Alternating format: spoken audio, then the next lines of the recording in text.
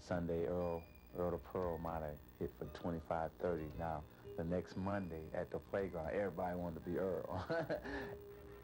I was a one-on-one ball player. I was a schoolyard ball player. But when you get right down to it, basketball is a one-on-one game. Earl Monroe, of course, is Earl the Pearl.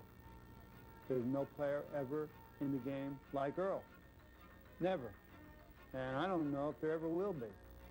In 1967, Earl the Pearl brought his playground show to the NBA, instantly attracting a legion of admirers. That same year, a rookie guard of dramatically contrasting style also began to attract a devoted following, providing Monroe with a perfect opposite.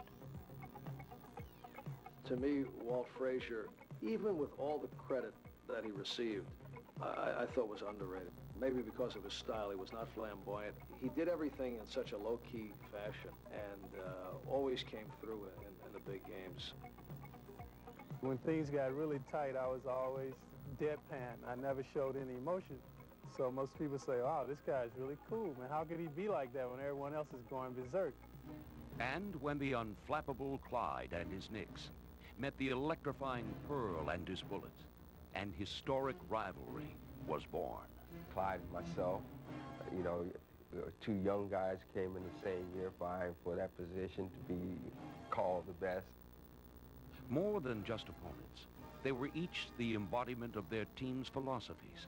The Knicks were a pass and the open man type of team. We were a one-on-one team, so that made for a great matchup. And, you know, it was always New York and Baltimore as well, so Clyde was, again, the establishment, and I was the anti-establishment.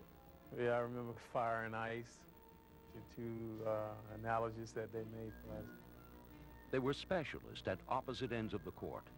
One a magician, the other a thief.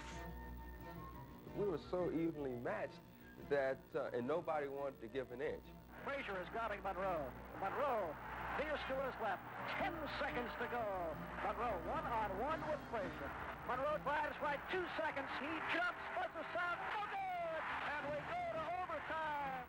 Throughout the battles that we had when I was guarding him with the Bullets, we had a mutual respect. Like on the court, I never talked to Earl, or he never talked to me.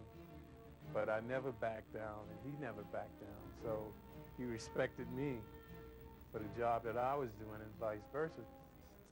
That respect would be tested as Monroe and Frazier saw their rivalry take the most ironic of twists. They became teammates. The New York press was saying that I would be traded. There was no way the two of us could play in the same backcourt. We would need 2 basketballs. But Earl and I never had a problem like the press thought we would, because when he came to the Knicks, we still had that respect. You know, I was always the type of guy that I could admire other people's talents, and I could look over one of them and see him doing well, because I know whatever happens during the course of a game, I could always go get mine when I wanted to, because that was just the type of player I was. Earl and I felt that if the Knicks could hang in the game down in the last few minutes, that one of us would come up with the winning shot and pull the game out, and many nights we did. 2 of basketball's fiercest opponents, Frazier and Monroe, had become one of its greatest duos.